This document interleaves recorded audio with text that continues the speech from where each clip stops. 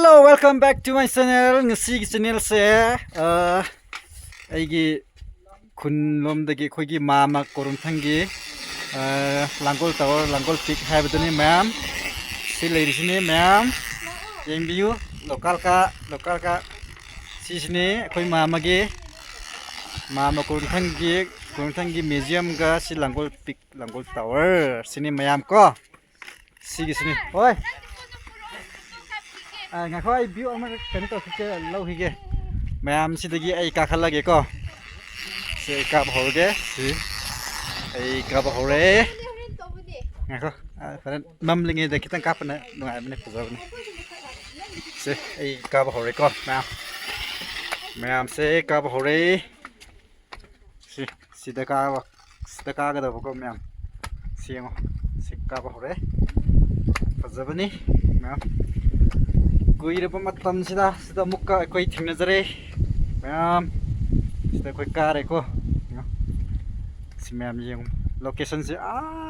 dengo si laktaba mi kai si lakna biro laktaba mi kai si lakpiro ma'am si kaksing hojik view se am phajaba gi timing oigare aina kari si ma'am aduga som saisina karungthel leibi lamlong machi ado christian compound chalere makha gisra oi silere ai selfie yaurtre ko mya musidi ko sini phajaba asi ekhoi gi thobal dum saiki jina silere ko ma'am si thobalum saiki ne ko sise ko ma'am si ai khunna makha lere tu ada khunna mu urje ai gi khunni ko ma'am se ai gi mama gi ne ningsit chi nungai re ningsit nungai re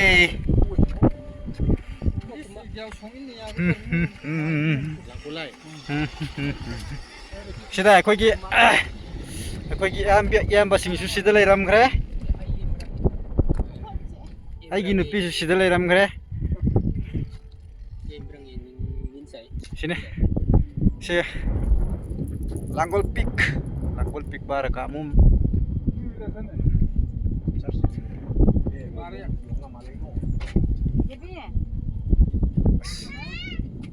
Langol Peak telah nanti arah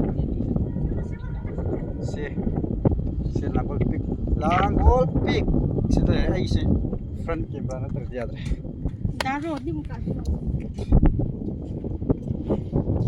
si yamba koi ju sida lere aduga back view ta ma'am